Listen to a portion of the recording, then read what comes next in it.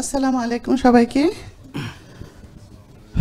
প্রথম কথা, আপনার বিশ্বাস রাখুন, এটা এমন একটা প্ল্যাটফর্ম, আল্লাহ রাব্বুল আলামিনের রহমতের জায়গা, যেখানে আমরা সত্যি কথা উনি বলেন এবং বিশ্বাস করি। প্রত্যেকটা কথা সত্যি। এতটুকু ঈমান কারো নষ্ট করবেন না। যেখানে 13টা টেস্ট হচ্ছে, তার 20% ডিসকাউন্ট দিচ্ছেন। 13টা টেস্ট, বিলিভ মি। আমি একজন মৃত পথযাত্রী রোগী ছিলাম। আমি 5 মাসে আমার 25 বছর ডায়াবেটিস টোটালি গন।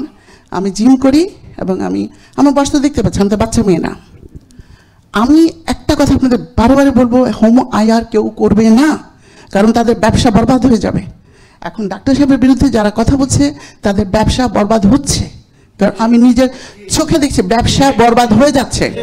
আমি দেখেছি। আমি একটা জায়গায়, আমি আমার গ্রামের বাড়িতে প্রায় যাই, আজকে যাওয়ার কথা ছিল। আমি একটা রাস্তায় একটু জাস্ট ওয়াশরুমে যাবো, নেমেছি। রেস্টুরেন্টে খাবার হচ্ছে, ড্রাইভারকে বললাম আপনি খেয়ে নেন, আমি একটু ওয়াশরুমটা সেরে বের হয়ে দেখি একটা দোকান, পুরাটা দোকান মানে নিমের কাঠের কী বলে ওটা কি, ঘানির সরিষার তেল, এবং পুরাটা দোকান সরিষার তেল। আমি বললাম কী ব্যাপার, এত বড় দোকান খালি সরিষার তেল? 5 লিটার, 2 লিটার, 2.5 লিটার, 1 লিটার, আধা লিটার, 1 পা। বলে যে এখন এটা ছাড়া উপায় নেই, আমাদের বাঁচতে হবে। আমি বললাম আগে কি ব্যবসা করতেন? বলে উল্টাটা করতাম। আমি বললাম নাম নিব না। এখন তারা 100% সরিষার তেলের ব্যবসা, এবং রমরমা ব্যবসা। পাশে যে হোটেলটা আছে ওটা সরষের তেলে রান্না করছে।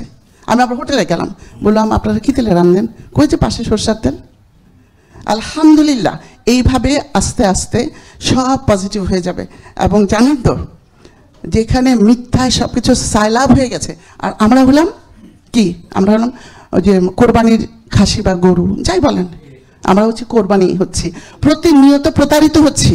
কেন আমরা খেয়াল করছি না যে আমরা কিভাবে প্রতারিত হচ্ছি? ডাক্তার সাহেব নাম দিয়ে ফেক আইটেম বিক্রি করছে এবং মানুষ কিনছে। ওয়াই? আপনারা সবাই শিক্ষিত, প্লিজ ভালো করে পড়েন, দেখেন ওনার ওয়েবসাইটে একটা জিনিস নেই যেটা উনি সেল করেন, শুধু এখানে সেল হচ্ছে। আলহামদুলিল্লাহ, আমরা ভালো আছি, ভালো থাকতে চাই। You must know you home IR one, then you are okay. আপনাকে বিশ্বাস করতে হবে ইমানসে। আবারও বলছি, 3 বার বললাম ইমানসে। এবার আসেন, আমি আমার একটা এক্সপিরিয়েন্স শেয়ার করব। করোনার আগে আমি প্রচণ্ড অসুস্থ ছিলাম।